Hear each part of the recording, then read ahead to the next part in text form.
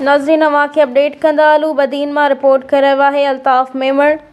बदीन में 25 डिसंबर ते पाकिस्तान जी बानी अज़ीम अॻवानी क़ानून जी बालादस्ती जो अलमबरदार क़ाइदे आज़म मोहम्मद अली जिन्ना जो जनम ॾींहुं वफ़ा Pakistan wing patriotic Pakistan organization Badin पारां नेशनल प्रेस क्लब ते मल्हायो वियो, जंहिंमें तंज़ीम जे सदर मियां सुभान फारूकी, नायब सदर वसीम हसन, सीनियर नायब सदर शिराज मेमण ऐं नेशनल प्रेस क्लब जे सदर नफ़ीस मेमण, महफूज़ शाह, जीएम खोसो, हनीफ़ चन्ना, अवेस शाह ऐं ॿियनि गॾिजी क़ाइदे आज़म मोहम्मद अली जिन्ना जी सालगिरह जो केक कटियो ऐं दुआ घुरी। उन मौक़े ते अॻवाननि ॻाल्हाईंदे क़ाइदे आज़म जी जिदोजहद, ईमानदारी ऐं असूल पसंदी ते रोशनी विधी।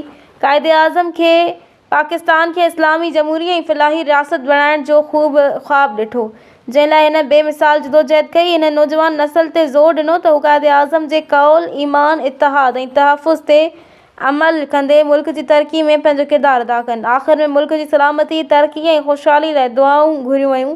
सालगिरह जी तक़रीब पेट्रियाटिक विंग पाकिस्तान जे मर्कज़ी सदर पीर ताज जिलानी जे हुकुम ते मल्हाई वई।